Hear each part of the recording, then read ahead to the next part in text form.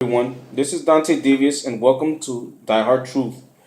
Interesting, today I read an article regarding Michael Bloomberg, who was running third party, and I'd like to share this article with everyone, and I would like to know what you think. I'll give you my thoughts. I would like to know your thoughts, and because it's a very interesting topic, kind of a theory, but it's actually and likely to happen uh, due to the fact that Washington has been acting a certain way between the two parties. And let me read this article to you, and you let me know what you think about it because it kind of scared me. And I mean, it's quite possible because it's happened before. So it goes like this. Michael Bloomberg practically left breadcrumbs for the theory in plain sight when declared that he will not be running for president this cycle, while pundits focus on why the math wouldn't work out for Bloomberg against Trump or Hillary Clinton. The former mayor of New York City buried this interesting analysis in his opt this week. In a three-way race, it's unlikely any candidate would win a majority of electoral votes, and then power to choose the president would be taken out of the hands of the American people and then thrown into Congress. The fact is, even if I being Bloomberg, were to receive the most popular votes, victory would be highly unlikely because most members of Congress would vote for their party's nominee, party loyalists in Congress, not the American people or the Electoral College. That's interesting. Would determine the next president. Okay, I continue on. And here's how it would happen.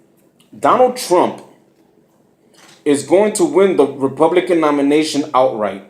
The establishment won't be able to stop him. He will get 50%. So there will be no brokered convention. There will be no Mitt Romney savior moment in Cleveland. When Trump secures the nomination outright, this summer, the establishment goes ballistic. Terrified at the prospect of losing their party with Donald Trump as president, suddenly they will realize, holy shit, what if we could stop Donald Trump and keep Hillary out of the White House? So they will run a moderate establishment Republican as a third party candidate.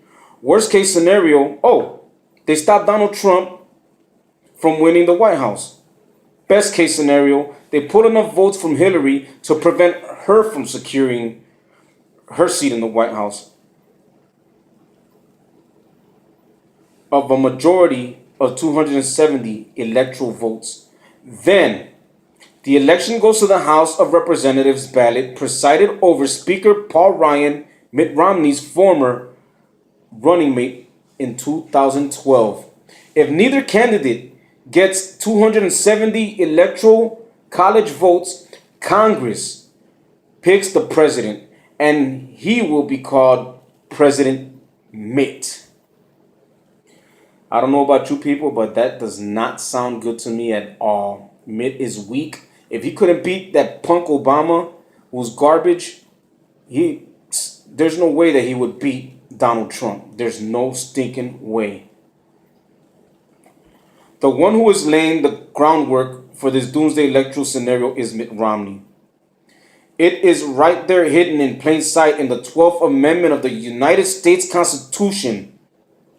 The person having the greatest number of votes for president shall be the president, if such number be a majority of the whole number of electors appointed, and if no person have such majority, then from the persons having the highest numbers not exceeding 3 on the list of those voted for president, the House of Representatives shall choose immediately by ballot the president. But in choosing the president, the votes shall be taken by states, the representation from each state having one vote. A quorum for this purpose shall consist of a member of members from 2/3 of the state, and majority of all states shall be necessary to a choice, and Congress can pick whoever they damn well please. That is a scary fucking thought, people. There is no way myself, as an American patriot and a person that wants what's right for my country, would want to deal with something like that. And I know that there's many of you that wouldn't want to deal with that either, except the liberal-minded that they pretty much got their heads up their culos. The election of 1825 is our reference for the crazy but likely theory. The election was actually 1824, and Andrew Jackson won the popular vote, raking in 42%. John Q. Adams came in distant second with barely over 30% of the popular vote. William Crawford and then Speaker of the House Henry Clay came in third place and fourth place respectively. Problem was, no one won a majority of the electoral college votes. Mind you, all four candidates were part of the Democratic Party, then known as the Democratic Republicans.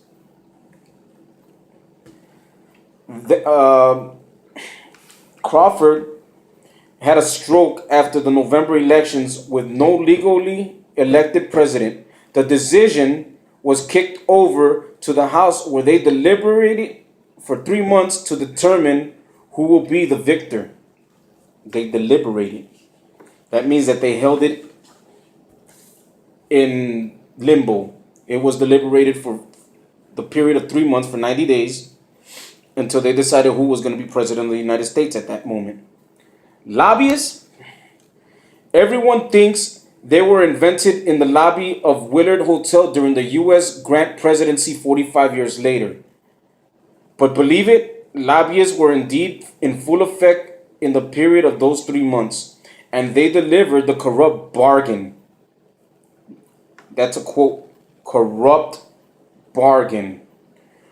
An unprecedented decision where Henry Clay presided over the ever so popular with electorate election of John Quincy Adams. The battle's been lost, but the war is not won. And there is potentially a corrupt bargain underway in plain sight in the election of 2016, with the possibility of not only saving the Republican Party, but remake the American electoral politics. John Kasich won big in Ohio primaries. He could carry Ohio again in the general. Something to think about, ladies and gentlemen.